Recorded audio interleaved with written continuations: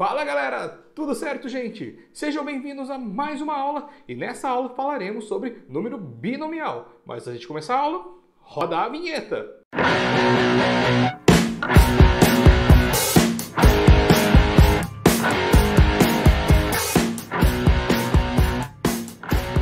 Bora lá então pessoal, vamos falar de número binomial, que na verdade já é um conteúdo que trabalhamos em aulas anteriores, quando vimos agrupamento lá em análise combinatória, pessoal. Isso mesmo, falar de número binomial ou coeficiente binomial é falar de combinação simples, pessoal. Ou seja, já sabemos trabalhar com isso, porém vamos ver outras aplicações que não necessariamente serão aplicadas na parte de combinatória, beleza? Então pessoal, bora lá! Um número binomial eu represento dessa maneira ou dessa daqui. Tradicionalmente, eu vou representar com um parênteses aqui, NP, tá bom? Que seria o N e o P da combinação simples. Lá na combinação simples, o meu N é a quantidade de elementos e o P é o tamanho do nosso grupo, tá? Em binomial é a mesma coisa, pessoal. É uma forma apenas diferente de representar a combinação simples. O que vai mudar é o quê? As aplicações. E galera, tomar muito cuidado, tá? Eu escrevi dessa maneira aqui, ó. Isso daqui não é isso daqui, tá? Vamos colocar uma divisão, uma fração. Não existe isso, tá bom? Então vou até apagar isso daqui, ó. É a maneira de representar número binomial. É um parênteses com N e P. O N em cima e o P embaixo, novamente. O N e o P da combinação simples. E para efeito de cálculo, vamos utilizar a formulinha da combinação simples. Portanto, pessoal, não tem grandes novidades para trabalhar número binomial. Já vimos lá em análise combinatória. O que vai mudar? Algumas aplicações. Detalhe, pessoal, o meu N sempre maior ou igual a esse P. Para a gente trabalhar número binomial. E, novamente, o meu N e P são números naturais, pessoal. Ou números inteiros não negativos, tá? Então, isso é importante para o nosso primeiro passo para trabalhar número binomial. E aqui, ó, galera, uma aplicação muito prática. Quero calcular o binomial 2, 1. Calcular binomial, pessoal, é trabalhar combinação simples. Então, isso daqui vai ficar 2 fatorial, 1 fatorial, né? Porque o 2 é meu N e o é o meu P. E aqui fica N menos P, galera. 2 menos 1 fatorial. Fazendo isso daqui, vai ficar 2 fatorial dividido por 1 fatorial, que vale 2 unidades. Portanto, o binomial 2, 1 vale 2. Quero calcular agora o binomial 10, 8, pessoal. Usa a formulinha da combinação simples. O N vale 10, o P vale 8. E aqui, pessoal, 10 menos 8, né? 10 menos 8 eu vou colocar direto aqui. Vale 2, né? Galera, sabemos resolver esse cálculo aqui. Desenvolve o 10 até o 8, vai cortar, fica 10 vezes 9, 45, dividido por 2. Opa, 10 vezes 9, 90, né? Dividido por 2. 45, já estou me adiantando. Portanto, pessoal, para efeito de cálculo, já sabemos trabalhar número binomial, não vai entrar nada de novo. O que a gente vai ver agora são algumas características, algumas propriedades envolvendo esse número binomial. Primeira propriedade, pessoal, envolvendo o número binomial, é a propriedade do complementar e uma das mais importantes, pessoal. Eu tenho que essa igualdade é válida. O binomial NP é igual ao binomial N de N menos P, tá? Para fazer isso é muito tranquilo, pessoal, e a gente vai provar isso da seguinte maneira, pessoal. Ó, vou fazer o seguinte. E aqui eu falo representando um exemplo, né? Binomial 4, 3 é igual ao binomial 4, 1. Por que isso é verdade? Primeiro, se você calcular isso daqui, jogar lá na formulinha da combinação simples, isso daqui vai dar 4. Pessoal, isso aqui também vai dar 4, tá bom? Mas sempre é válido? Sempre é válido e é por causa da seguinte maneira, pessoal, ó. Pega esse meu resultado aqui, ó. Esse número binomial ser igual a esse outro, tá? Esse primeiro número binomial, pessoal, fica n fatorial dividido por p fatorial, não é? E n menos p fatorial, tá bom, galera? E esse segundo lado aqui vai ficar n fatorial, aí fica n menos p fatorial, ó, já apareceu, tá vendo? E o segundo termo seria o quê? Esse termo menos esse, ficaria n menos n menos p. Então seria menos n mais p. Já fazendo aqui, moçada, o jogo de sinal, concorda? E quando eu faço isso, essa parcela aqui, ó, ficaria n fatorial, n menos p fatorial. E aqui, galera, ó, corta esse n com esse n, sobrou p fatorial. Portanto, isso daqui é igual a isso daqui. É chamado de propriedade do complementar. Obviamente que você não vai somar, você não vai demonstrar isso na hora do exercício. Como que você vai verificar se eles são complementares? Da seguinte maneira, você vai somar isso daqui, galera. Ó. Se você fizer 3 mais 1 aqui, ó, 3 mais 1 está dando esse meu n. Se for verdade, se p mais n menos p será igual a n, concorda? P mais n menos p, cortou p aqui, dá o meu n, que é esse valor daqui, tá bom? Se isso for verdade, se acontecer, eles são números complementares. É o mesmo caso, se a gente fizer um outro exemplo aqui, ó, vou pegar aqui, 10, 8, galera. Tá? E aqui 10, um número x, vou colocar aqui. Para isso ser igual, ou meu x vale 8, né, galera? Tá bom? Ou eu complementar. 8 mais x tem que ser igual a 10. Então, meu x aqui tem que ser 2. Então, eu tenho duas soluções. Para ser complementar, o meu x teria que ser o 2. E complementar por quê? Complementa ele, completa para chegar no meu n. Então, essa nossa primeira propriedade envolve o complementar de números binomiais. Segunda propriedade, pessoal, que na verdade é a primeira propriedade, só que agora um pouquinho mais formalizada, que é a ideia de igualdade entre dois números binomiais. Pessoal, dois números binomiais serão iguais se o meu p for igual a q, nesse caso aqui, ou se p mais q é igual a n. Mas a pergunta, poxa, por que p mais q é igual a n? Galera, lembra da primeira propriedade. Eu posso escrever esse q aqui da seguinte maneira. Ó. Esse meu q, ele pode ser n menos p, não é, galera? Se eu colocar aqui, vai ficar ó, n, p, igual n, e no lugar do que, n menos p, pessoal. N menos p. Moçada, complementar, concorda? Acabamos de ver na propriedade anterior. Por isso que isso aqui, na verdade, é trabalhar a primeira propriedade, só que só deu uma formalizada aqui para trabalhar esse caso. Tá? Esses casos serão muito importantes para trabalhar equações envolvendo números binomiais, tá bom, moçada? Como essa equação aqui, ó, binomial 410 ser igual ao binomial 10x. Primeira coisa, para ser igual, tem essa condição aqui, hein, galera, ó. Tá bom? Ó? Se isso daqui não for igual, não tem como trabalhar essa igualdade de binomiais, tá? Eu tenho isso daqui e eu quero saber os valores de x. Então, pessoal, as soluções são p igual a q, então 4 igual a x é uma solução. Então, x igual a 4 ou p mais q ser igual a n, ou seja, 4 mais x, galera, ser igual ao meu n, que é 10, né? Ó, que maravilha aqui. Daqui, meu x vale 6 unidades. Tem aqui as minhas duas soluções. Tá? Vamos lembrar que nesse caso aqui tem que ser número inteiro e positivo, tá bom? Ou número inteiro não negativo. Tá? Então ficar muito atento com isso. Mas está aí a segunda propriedade, que na verdade é uma derivação aí da propriedade do complementar. Bora aqui fazer um exemplo, pessoal, para praticar essas duas propriedades. Eu quero saber as soluções dessa igualdade de números binomiais. Binomial 6, 2x igual ao binomial 6x ao quadrado. Soluções, galera, são os valores de x. Quero saber todas as soluções possíveis. Galera, é uma igualdade, concorda? Temos agora tanto a P1 quanto a P2.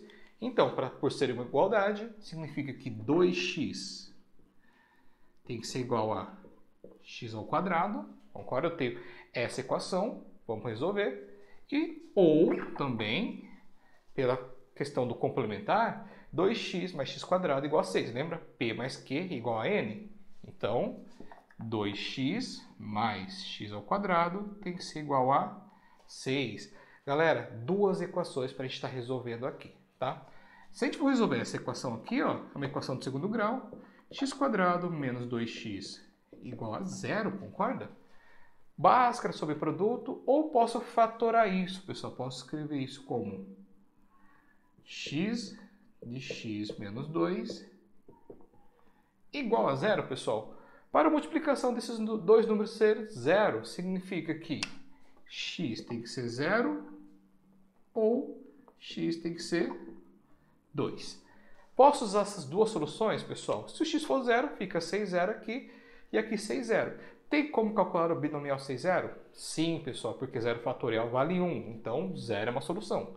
Se a gente colocar 2 aqui, vai ficar 4 e aqui também 4. Beleza, é outra solução. Lembrando que tem que ser número inteiro não negativo. Tá? Então 0, 1, 2, 3, assim por diante. Validei aqui duas soluções. Vou ver esse meu segundo caso aqui, pessoal. Tá? Vou cair numa outra equação de segundo grau, igual a 0. X² mais 2x. Esse 6, menos 6 aqui para igualar a 0. Pessoal, equação do segundo grau aqui. Tá? Bhaskara some o produto, tentar fatorar. Nesse caso aqui, eu vou fazer o meu Bhaskara. Tá? Se a gente for calcular o delta aqui, moçada, lembra que delta, b² menos 4ac? Então ficaria 2 ao quadrado menos 4 vezes o a, que é 1, e o c, que é menos 6, hein? O c que vale menos 6. Moçada, menos 4 vezes 1 vezes menos 6 dá mais 24. Com mais 2 ao quadrado, mais 28. Beleza, pessoal. Tem solução, concorda comigo? Delta positivo, x1 e x2. Porém, 28 não tem raiz exata. Então, quando a gente for resolver esse x, vai ficar menos b, que seria menos 2, mais ou menos raiz quadrada de 28, sobre 2 vezes 1. Pessoal, como raiz de 28 não tem um número exato, eu posso escrever raiz de 28 como 4 vezes 7, ou 2 raiz de 7. Porém, sempre vai ter o quê? Uma raiz aqui dentro, sempre vai ter um radical. Galera, se tem esse radical, significa que esse meu x, pessoal, ele não é um número inteiro, concorda comigo?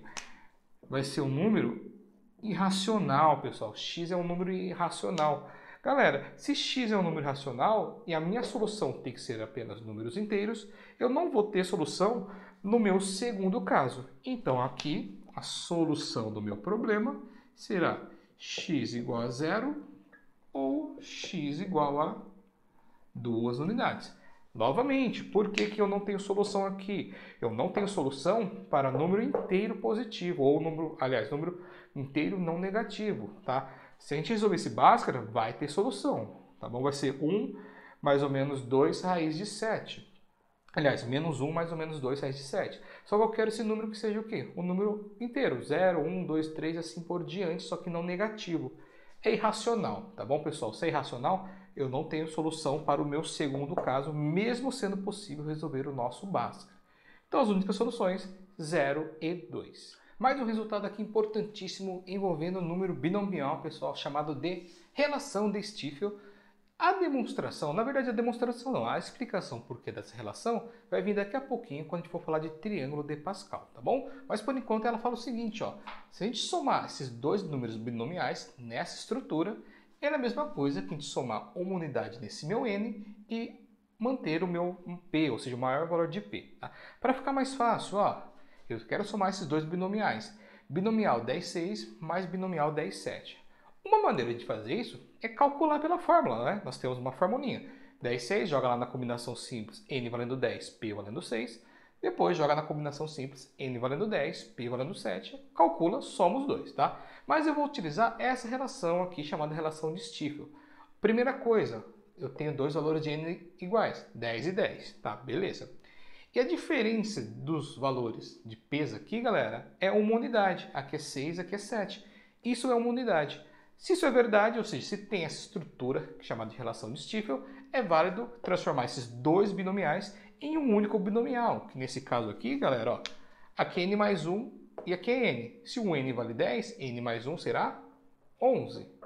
O p, 6 e 7, aqui é p menos 1 e o outro é p. Sempre é a diferença de uma unidade, pessoal, e você vai pegar o maior valor deles, que no caso é 7. Então eu posso escrever a soma desses dois binomiais dessa maneira aqui, tá bom? Essa é a ideia da relação de Stiefel, vai ficar bem mais claro quando a gente for ver triângulo de Pascal, mas vamos fazer mais um exercício para praticar essa ideia. Bora lá, galera, vamos fazer um exemplo envolvendo a aplicação da relação de Stiefel. Eu quero encontrar a solução dessa equação aqui, mas percebam que eu tenho a soma de dois números binomiais igual a uma expressão que não é um número binomial, tá? Galera, igualdade aqui para a gente trabalhar tem ou deixar tudo fora do binomial ou tudo dentro desse binomial, né? Não dá para a gente fazer a comparação. E aí, nesse caso, ó, n-1, 5, n-1, 6, tem a estrutura do número binomial, concorda, galera? Então, moçada, essa parte aqui, ó, todos esses dois termos aqui, pela ideia do número binomial, relação distível, ficaria aqui n-1, então no outro seria n, e o maior entre eles que é 6. Então ficaria n6 igual, pessoal, a essa expressão aqui, que é n quadrado menos n sobre 2. Bom, eu tenho agora um binomial, mas uma expressão que não é binomial. Porém, moçada, esse lado aqui, ó, n quadrado e n, deixa n em evidência. Posso escrever assim, ó, n menos 1 sobre 2. Posso escrever dessa maneira aqui, concorda? Mas também posso escrever isso aqui, pessoal, da seguinte maneira também, ó, n menos 2 sobre n menos 2. Né? Posso escrever, ó, dessa maneira aqui, tá? Não muda nada, né? Porque multiplica e divide por n menos 2. Porém, galera, olha o que vai acontecer com essa expressão. Ó. Ficou n6 aqui. Esse lado, ó, n menos 1, n menos 2. Eu posso escrever essa parte de cima, pessoal, como n fatorial. E a parte de baixo como 2 vezes n menos 2 fatorial, concorda? Porque se eu pegar agora esse n fatorial e desenvolver até... Aliás, eu vou colocar até o fatorial aqui, ó. Fatorial em cima e embaixo. Se a gente desenvolver esse fatorial até n menos 2, vai cortar os dois n menos 2, não é? Aqui é o mesmo caso, pessoal. Desenvolve n, ó, ficaria n menos 1, n menos 2 fatorial. Para aqui. Simplifica com esse daqui. Mas por que eu escrevi dessa maneira, galera? Vai ficar n6, perfeito. Isso daqui, galera, é o número binomial. n2. 2 eu posso escrever como 2 fatorial, é a mesma coisa. Isso daqui é a mesma coisa que n2, pessoal. Fatorial, não é? Ficaria n fatorial, 2 fatorial, que é o p, e n menos p, n menos 2 fatorial. Ou seja, qual que foi a nossa estratégia? Transformar esse termo, essa fração, em número binomial, porque agora sim a gente consegue fazer a igualdade, não é? Para isso ser verdade, pessoal, aqui é 6, aqui é 2, lembra do complementar? Qual que é o meu valor de n? E pela ideia do complementar, eu sei que a soma de p mais q, ou seja, 6 mais 2, pessoal, tem que ser igual a n. E aqui ficou fácil, o meu n vale 8 unidades, pessoal, tá bom? Então, para resolver isso, partimos aí do princípio da relação de estível. Poderia ter desenvolvido esses dois termos, só que ia dar muito trabalho, pessoal, porque tinha que cair em números fatoriais. Aí tem que fazer um monte de simplificação. Beleza? Galera, agora vamos estudar uma aplicação muito importante envolvendo um número binomial, que é o triângulo de Pascal, que na verdade é um triângulo formado por números binomiais. Esse triângulo está aqui no meu lado esquerdo, tá bom? É um triângulo formado por vários números binomiais e vocês podem perceber que tem um padrão aí na construção desse triângulo, tá bom? Porém, antes de começar a falar propriamente do triângulo, tem 4 igualdades que eu quero comentar com vocês, que é o seguinte, ó. Quando eu tenho um binomial n0, pessoal, se eu for resolver esse binomial quando eu tenho meu n e o meu p vale 0, isso aqui, se você colocar na formulinha lá, fica n fatorial, 0 fatorial e n menos 0 fatorial, pessoal, que dá n fatorial, concorda? Ou seja, isso daqui vai simplificar e vai dar uma unidade. Moçada, para qualquer n, 1, 2, 3, 4, até o 0 na verdade, e for o p valendo 0, isso daqui vai ser sempre igual a uma unidade, tá bom? Agora, quando o meu p vale 1, joga aqui na formulinha, n fatorial, 1 fatorial, e fica, galera, n menos 1, moçada, no fatorial, né? Para resolver isso, expande o meu n até n menos 1, vai simplificar, isso daqui vai sobrar o meu valor n, galera, tá bom? Sobrou esse n, ou seja, quando for n e 1 aqui, ou seja, o p sempre valendo 1, o resultado desse número binomial será sempre n, tá? n agora vai ficar n fatorial, n menos n, 0, né, galera? 0 fatorial, Isso daqui, ó, n por n dá 1. Então, quando for n e n, também vale 1. Ou seja, p igual a n, o meu número binomial será igual a 1. E mais um caso aqui, ó, n e n menos 1, moçada. Vai ficar n fatorial, n menos 1 fatorial, aí fica n menos 1. Fazendo o jogo sinal, fica menos n mais 1. Então, fica 1 fatorial. Pessoal, desenvolve esse meu n, que é o maior, até chegar em n menos 1, simplificando. Quando você fazer isso, quando você fizer isso, né, vai dar n. Tá? Percebam, 1n, 1n. Isso daqui vai ser importantíssimo para a gente poder construir o nosso triângulo de Pascal, né? Porque, como vocês viram, agora de pouco, tem um triângulo formado por números binomiais, porém nós vamos estudar o quê? As características para se formar esse triângulo. Então, vamos lá agora ver essas características. Pessoal, esse triângulo é formado por linhas e colunas, tá bom? Cada linha e coluna é composto por um número binomial, tá? E temos que tomar cuidado a começar pela posição da linha e coluna. Por que eu estou falando isso? Esse triângulo, pessoal, não começa por linha e coluna 1, começa pela linha e coluna 0, ou seja, quando eu tenho apenas um número binomial, que nem está aqui, moçada, quer dizer que esse número binomial 0, 0, significa que ele pertence a linha 0, coluna 0. Se a gente for para a linha 1, pessoal, ele tem dois números binomiais, onde tem o número binomial da coluna 0 e o número binomial da coluna 1, e assim por diante. Então temos que tomar cuidado, começa do 0, perfeito? E esse triângulo de Pascal é formado por uma combinação simples, como nós vimos lá em combinatória. E agora, pessoal, o meu n, ele representa a linha e o nosso p representa a coluna, tá bom? Então, por exemplo, se eu pegar o número binomial 3, 2, que nem estou pegando aqui, ó, esse 3, 2 significa o quê, pessoal? É o número binomial de posição de terceira linha, segunda coluna. Lembrando que começa do 0, então muito cuidado com isso, pessoal. Começa sempre do 0, tá? E nós sabemos a formulinha, né, pessoal? Sabemos a formulinha de combinação simples. Portanto, através da formulinha de combinação simples, podemos calcular cada um desses números binomiais. E se a gente for calcular cada um desses números binomiais, galera, nós teremos esse triângulo aqui. Ao invés de deixar na notação de número binomial, eu calculei. E aí eu acabo gerando os valores, que é isso que nós estamos interessados, pessoal. Identificar o valor de cada um desses números binomiais, tá? Lembrando, vimos agora de pouco em umas propriedades, que toda vez que nós tivermos o número binomial n0, como é a coluna 0 aqui, pessoal, onde o n ele varia e o p é fixo, tudo 0, é sempre 1, tá bom? E aqui também, ó, nessa diagonal, galera, ó, essa diagonal aqui, ó, eu tenho essa primeira coluna que vale tudo 1. Essa diagonal, onde o n é igual a p, 1, 2, 2, 3, 3, também tudo vale 1, pessoal, tá? Ou seja, a linha, galera, cada linha do triângulo de Pascal começa por 1 e termina com 1. Vamos pegar aqui, ó, essa daqui seria a segunda linha, né? Toma cuidado, começa com 0. A segunda linha começa com 1, tem o 2 e fecha com 1. A terceira linha, ó, começa com 1, vai com 3, 3 e fecha com 1. Portanto, pessoal, toda a linha do triângulo de Pascal inicia e termina com 1. E detalhe também, nós temos que os termos equidistantes do triângulo de Pascal, eles são iguais, ou seja, o primeiro é igual ao último, galera, ó. O segundo é igual ao penúltimo e assim por diante. É uma característica que vem lá da propriedade de binomiais complementares. Perfeito? Bom, pessoal, vamos ver aqui como que eu posso construir esse triângulo de Pascal, tá? Então eu peguei aqui até a quinta linha, tá? Perceba que quinta linha aparece 6 aqui porque começa do 0.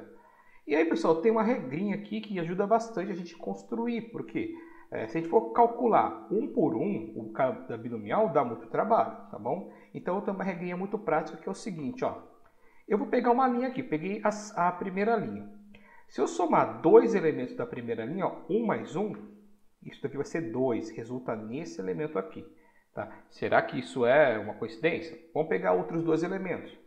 Peguei esses dois elementos aqui, vou somar os dois, galera. 3 mais 3 vai dar 6. E olha o que resulta, moçada. Portanto, não é uma coincidência. E dessa maneira eu consigo construir todo o meu triângulo de Pascal. Ó. 1 e 4. 1 mais 4, 5. e assim por diante. Então, eu sei que todo triângulo começa com 1 e termina com 1. 1 mais 1, 2. Se eu quero construir a terceira linha, pessoal, se eu quero construir a terceira linha, já tenho a segunda linha. Ó. 1 mais 1, 3. 2 mais 1, 3 e fecha com 1. Quero construir a quarta linha, pessoal. 1 mais 3, 4. 3 mais 3, 6. 3 mais 1, 4 e fecha com 1. Portanto, dessa técnica é muito, mas muito mais rápido construir o nosso triângulo de Pascal. E, consequentemente, eu não tenho que usar a formulinha de número binomial, tá bom? Isso daqui, pessoal, ela é a relação de Stifel, que nós vimos agora de pouco na aula, tá bom? Se eu somar, ó, np-1 mais np, ou seja, dois elementos consecutivos de uma linha np-1 e p, isso vai resultar o quê? O elemento da próxima linha, n mais 1, moçada, da mesma coluna p, ó. Aqui é o mesmo caso. Somei dois elementos consecutivos, tá? p-1 e p. Isso vai resultar ao elemento da próxima linha, então, n mais 1, da coluna P, da última coluna, tá? Então, essa construção, ela vem aí da relação de Stifel, tá? Bom, vamos ver agora características envolvendo linhas, colunas e diagonais de triângulo de Pascal, pessoal. Soma das colunas, galera. Se eu quero somar as colunas no triângulo de Pascal. Primeira coisa, não tem como somar totalmente uma coluna, por isso que eu coloco soma parcial da coluna. Um triângulo, pessoal, ele é infinito, concorda? Aqui eu construí até a quinta linha, mas eu posso construir ele de modo infinito. Então, quando eu falo de modo parcial, vamos supor, eu vou somar determinada coluna até a linha tal, vamos supor, da primeira linha até a quarta linha. Isso é uma soma parcial, tá? Não tem como somar todas as colunas, porque o triângulo ele é infinito. Tá bom? E olha que característica interessante a gente tem aqui na soma parcial das colunas. Primeiro, eu sempre tenho que começar do primeiro elemento dessa coluna. Não tem como eu somar elementos do meio dessa coluna. Por exemplo, 3, 4 e assim por diante. A não ser que eu somo de uma forma individual. Mas aí não vai ter nenhum padrão, tá bom? Então eu vou começar aqui, galera, na coluna 0. Eu vou somar as três primeiras linhas da coluna 0. 1 mais 1 mais 1. Isso dá 3. Olha aqui que coisa interessante, hein? Vou pegar outra coluna aqui, pessoal. Essa daqui é a segunda coluna, né? Coluna 0, 1 e 2. Vou pegar a segunda coluna e vou somar os três primeiros elementos. Tem que começar do primeiro, tá bom, moçada? 1 mais 3, 4. 4 mais 6, 10. E isso gera esse outro elemento. Portanto, isso é uma característica para a soma das colunas de um triângulo de Pascal. Nós temos uma formulinha chamada Teorema das Colunas, que é exatamente o que? Somar parcialmente de uma determinada linha e você vai mudando a linha, só que mantendo sempre a coluna n, né, pessoal? Tá bom? É dado por essa formulinha, porém, galera, eu não recomendo decorar isso, porque é muito fácil calcular utilizando essa regrinha que eu mostrei agora, tá? E é essa a nossa ideia de trabalhar o triângulo de Pascal, não é ficar recorrendo a métodos formais, e sim a um método mais prático, tá? É o mesmo caso, se eu somar aqui, ó, 1 mais 2 mais 3, pessoal, 1 mais 2, 3. 3 mais 3, somar aqui, ó, tô pegando essa coluna. Dá 6. A soma disso, ó, é esse elemento, tá vendo? Então isso é válido para qualquer coluna do triângulo de Pascal, desde que você comece pelo primeiro elemento da coluna, tá? Se eu fizer, ó, 4 e 5, 4 mais 5 dá 9, tá? Se eu construir a próxima linha aqui, a sexta linha, não vai ter esse elemento 9, então isso não é válido, sempre do início da nossa coluna. Indo agora para linhas, vimos soma de colunas, soma das linhas. As linhas diferentes das colunas, a gente consegue somar ela por completo, porque a linha tem o início e tem o fim, não é? Ela começa com 1 e termina a linha com 1, tá? Então, é uma soma total dessa linha, pessoal, tá? E vamos fazer o quê? Tentar encontrar uma relação de recorrência. Se a gente somar a linha 0, chame de S0, pessoal, dá 1, porque só tem um elemento. Vamos somar os elementos da linha 1, S1, é 1 mais 1, deu 2. Somar os elementos da linha 2, fica 1 mais 2 mais 1, 4. Somar os elementos da linha 3, fica 1 mais 3 mais 1, dá 8. E assim por diante, pessoal. Somei aqui até a quinta linha, tá? E eu tenho os valores da soma, 1, 2, 4, 8, 16, 32. E eu já tenho certeza que vocês já perceberam que tem um padrão aí, né? Se eu construir a sexta linha, pessoal, o S6 vai ser 64. Está dobrando em relação ao anterior. E além de dobrar, todos esses números aqui, moçada, são potências de 2, né? O 1 é 2 elevado a 0, o 2 é 2 elevado a 1, o 4, pessoal, é 2 elevado ao quadrado e assim por diante. Ou seja, eu consigo escrever a soma das linhas de um triângulo de Pascal com uma potência de 2, onde essa potência que está aqui é exatamente a posição da linha. Lembrando que a linha começa por 0. Portanto, se eu tivesse a sexta linha aqui, seria 2 elevado a 6. Aí a pergunta, beleza, eu tenho essa formulinha que seria um Sn igual a 2 elevado a n. Porém, professor, eu posso muito bem construir as linhas e somar. De fato, pessoal, você pode construir a linha e somar. Mas imagina que eu peço para você calcular a soma dos elementos da décima linha, né? A décima linha terá 11 números binomiais, porque começa do zero. E se você for fazer dessa maneira aqui, eu teria que construir o nosso triângulo de Pascal até a décima linha, pessoal. É fácil de construir, porque nós já vimos lá a relação de Stiefel que nos auxilia, porém dá muito trabalho, né, pessoal? E não é algo muito viável, tá? Então tem que achar maneiras mais fáceis. E por essa fórmula aqui nós conseguimos calcular qualquer linha sem a necessidade de estar construindo essa linha. Então, se eu quero calcular a soma dos elementos da décima linha, seria um S10, que seria 2 elevado a 10, né? 1024, tá bom? Então, é muito mais simples do que você calcular, você construir o triângulo de Pascal, achar 11 elementos e somar. Perfeito? E, para a gente formalizar isso, tem o resultado que chama Teorema das Linhas, que é exatamente a soma de uma determinada linha, do início ao fim, ó, da coluna 0 até a enésima coluna, dado por 2 elevado a n. Novamente, pessoal, nosso objetivo não é guardar, decorar coisas desse tipo, e sim perceber o padrão na formação dessa soma, da mesma maneira que eu falei lá na parte de coluna, tá? E agora, as diagonais, pessoal. Se eu somar determinada diagonal, uma soma parcial, né? Porque essa diagonal ela pode ser, como o triângulo é infinito, a diagonal também é infinita, diferente das linhas, né? Cada linha tem um início e tem um fim. Vou pegar essa diagonal aqui, pessoal, que começa na primeira linha e acaba na terceira linha. Eu quero somar 1 mais 2 mais 3. 1 mais 2 dá 3, 3 mais 3 dá 6. Opa, parece que tem um padrão aí, hein, galera? Vamos fazer outro teste aqui, ó. Vou somar essa diagonal aqui, começando na terceira linha e acabando na quarta linha, pessoal. 1 mais 4 dá 5. Olha isso, meu povo, tá? Então, a diagonal também tem um padrãozinho. Eu vou somar os elementos da diagonal e o resultado vai ser o elemento que está abaixo do último elemento dessa diagonal. Detalhe, pessoal, tá? Detalhe, eu não posso pegar elementos no meio de uma diagonal. Por exemplo, eu vou somar esses dois elementos aqui, que está nessa diagonal. 1 mais 1 dá 2, não é 5. Por quê? Da mesma maneira da coluna, eu tenho que começar aqui, pessoal, ó, do início, tudo bem? Tem que começar bem aqui, bem do início da diagonal. 1 mais 1 mais 1 mais 1 mais 1, aí sim vai dar 5, tá? Então é válido essa relação. Eu não posso começar no meio, em uma parte que não seja o início dessa diagonal. E para isso, pessoal, temos aí o teorema das diagonais, tá? Se eu for somando elemento a elemento, é dado por essa formulinha, n mais p mais 1 sobre P, tá bom? Novamente, pessoal, não compensa decorar primeiro, que nem sempre cai isso. E quando cai, é muito fácil de você fazer, se você lembrar dessas propriedades do triângulo de Pascal, tá bom, moçada? O triângulo de Pascal agiliza muitos cálculos, tá?